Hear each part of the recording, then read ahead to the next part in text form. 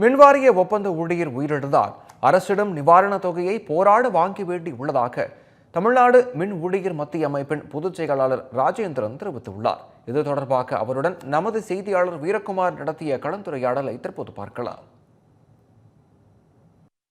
தமிழ்நாட்டில் மின்சாரம் தாக்கி பொதுமக்களுக்கு ஏற்படக்கூடிய உயிரிழப்புக்கு 5 லட்சம் நிவாரண நிதியிலிருந்து 10 லட்சமாக தமிழக அரசு உயர்த்தி வழங்கியிருக்கிறார்கள்.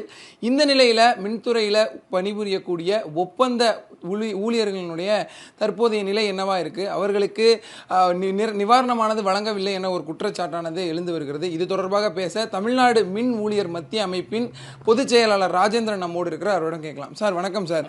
ஒப்பந்த ஊழியர்களுக்கு மின்சாரம் தாக்கியோ இல்லை மின் கசிவினாலேயோ உயிரிழப்பு ஏற்பட்டால் அவர்களுக்கு எந்த நிவாரணமும் வழங்கலை அப்படிங்கிற ஒரு குற்றச்சாட்டு வருது.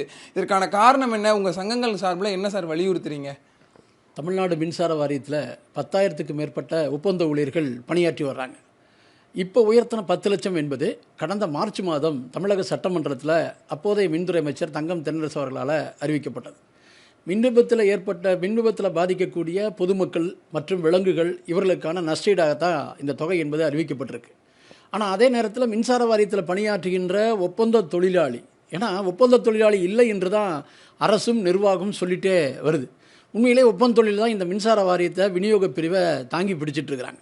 அப்படிப்பட்ட ஊழியர்களுக்கு இந்த தொகை என்பது உண்மையிலேயே பொருந்துமா அப்படின்னு பார்த்தா நிச்சயமாக பொருந்தாது. ஏன்னு கேட்டிங்கன்னா, ஒப்பந்த தொழிலாளி இல்லை என்று சொல்லிட்டு அப்புறம் எப்படி காசு கொடுப்பாங்க? ஆனால் இதை வைத்து கொண்டு பல்வேறு இடங்களில் எங்களுடைய ஊழியர்கள் வேறு வழி இல்லாமல் ஒப்பந்த ஊழியர்களை ஈடுபடுத்துகின்ற பொழுது அப்படி விபத்து ஏற்பட்டுன்னு சொன்னால் நாங்கள் இதை வைத்து கொண்டு அரசனுடைய நிர்வாகத்துக்கிட்டே சண்டை போட்டுட்டு தான் இந்த தொகை இன்றைக்கி அவங்களுக்கு வாங்கி கொடுக்குறோம். அப்படி தான் இந்த அரசு இப்போ 10 லட்சம் ரூபாய் என்பதை அறிவிச்சிருக்காங்க. ஆனால் உண்மையிலேயே நிரந்தர தொழிலாளி என்று வந்து சொன்னால் அவர்களுக்கு இன்னும் பல சலுகைகள் என்பது கிடைக்கக்கூடிய வாய்ப்பு என்பது இருக்குது. இந்த ஒப்பந்த தொழிலாளர்கள் விடியலை எதிர்பார்த்து காத்துட்ருக்கிற ஊழியர்களாகத்தான் இருக்கிறாங்க. சார், இந்த ஒப்பந்த தொழிலாளி உயிரிழந்தால் இந்த 10 லட்சங்கிறது அவங்களுக்கு போகுமா? இல்லை எவ்வளோ நிவாரணம் தமிழக அரசு சார்பில் ஒப்பந்த ஊழியர்கள் உயிரிழந்தால் வழங்குகிறோம்? இல்லை இந்த நிவாரணம் வழங்குறதுக்கு நம்ம எவ்வளோ சிக்கலை சந்திக்க வேண்டியதாக இருக்குது சார்? இப்போ சமீபத்தில் திருச்சியில் 4 நாளைக்கு முன்னாடி ஒரு விபத்து ஏற்பட்டுச்சு. அது அந்த கான்ட்ராக்ட் லேபரை வச்சு அந்த ஒர்க்கை அந்த எக்ஸிக்யூட்டிவ் பண்ணுறாரு அசிஸ்டன்ட் எக்ஸிக்யூட்டிவ் இன்ஜினியர். அந்த ஒர்க்கை பண்ணும்பொழுது சப்ளையை வந்து ஆஃப் பண்ணியிருக்காங்க. பட் அந்த லிம்ப் ஓப்பன் ஆகாதனால விபத்து ஏற்பட்டு 2 தொழிலாளி இறந்துட்டாங்க. அந்த குடும்பத்தை சார்ந்தவர்கள் நாங்கள் இந்த உடலை பெற்றுக்கொள்ள மாட்டோம், பிரதப்பிரதேசனை செய்துட்டு உடலை பெற்றுக்கொள்ள மாட்டோம் என்று சொன்னதுக்கு அப்புறம்தான் ஒரு காம்ப்ரமைஸுக்கு வந்து அவங்களுக்கு அந்த தொகையை என்பது ஒரு 5 லட்சம் ரூபாய் கொடுக்க வேண்டிய நிலைமை என்பது வருது. அதே போல் இப்போ தூத்துக்குடியில் 2 நாளைக்கு முன்னாடி நடந்த விபத்துலையும் மின்சார வாரியத்தினுடைய சாதனம் பங்கர் என்று சொல்லக்கூடிய அந்த பொருள் மேலேருந்து ஒரு 500 டன் கோலோடு விழுந்ததனுடைய விளைவு வாரிய உடனே 10 லட்சம் அப்படின்னு கொடுக்குறாங்க. இந்த மாதிரி இடத்துல கொடுப்பாங்க. சாதாரணமாக தொழிலாளி போய் இறந்தது விஷயம் பெருசாகாமல் பல இடங்கள் நடக்குது. இன்றைக்கும் நான் ஒரு தொழிலாளி நான் வேலைக்கு கூட்டிகிட்டு போகிறேன்னு சொன்னால் அண்ணாத்திரைஸாக கூப்பிட்டு போகிறேன், என்னால் வேலை செய்ய முடியல, 55 வயசுக்கு மேலே கம்பம் ஏற முடியலன்னு சொன்னால் ஒரு ஒப்பந்த தொழிலை பயன்படுத்துகிறேன்னு சொன்னால் அதில் வந்து ஏதாவது ஒன்று ஆச்சுன்னா நான் பொறுப்பேற்றுக்க வேண்டிய நிலைமை என்பது வருது. நிர்வாகத்திட்ட கிளைம் பண்ண முடியாது. ஏன் ஒப்பந்த தொழிலை கூட்டிகிட்டு போனேன் என்று தான் சொல்கிறாங்க. ஆனால் அதே நேரத்தில் தடையில்லாத மின்சாரத்தை கொடுக்கணும் அப்படிங்கிற நிர்பந்தம் என்பது இருக்குது.